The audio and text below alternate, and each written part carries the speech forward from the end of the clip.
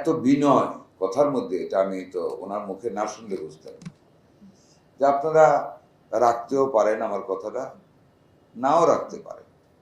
আমি কিন্তু হুবহু কোট করতেছি, রাখতেও পারেন আমার কথাটা, নাও রাখতে পারেন।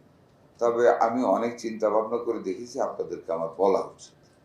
এখন আপনাদের ইচ্ছা, আমি যেটা বলবো আমি এটা করতেছি। আমার আব্বা তার প্রতি মাসে বেতন থেকে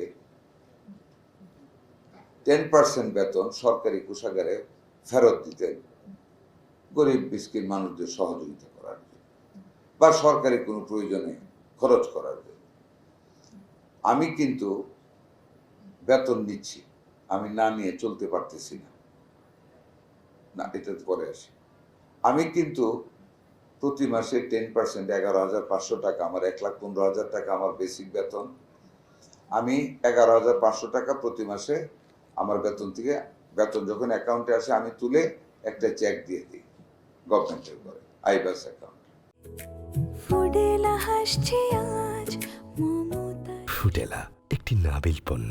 আমি আপনাদেরকে অনুরোধ করব, আপনারাও আমার আব্বা কাজটা করতেন, আমি করতেছি, আপনারাও যদি মনে কিছু না নেন বা যদি আপনাদের পক্ষে সম্ভব হয়, আপনারাও প্রতি মাসে 10% আপনাদের বেতনের টাকাটা সরকারের ঘরে ফেরত দিয়ে দেবেন।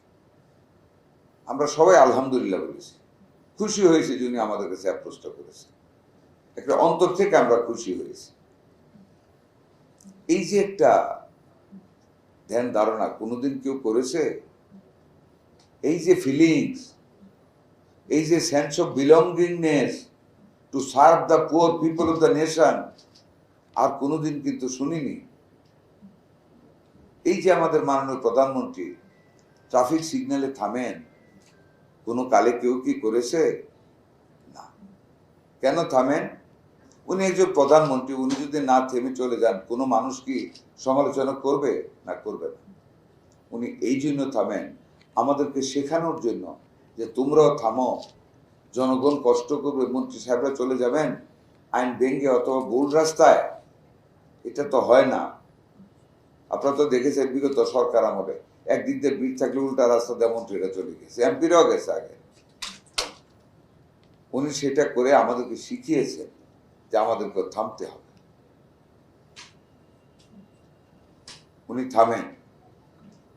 উনি এই যে সংসদ গেল, অবাক অবাক বিস্ময় ওনার দিকে তাকিয়ে থেকেছে, from the starting up to the ending.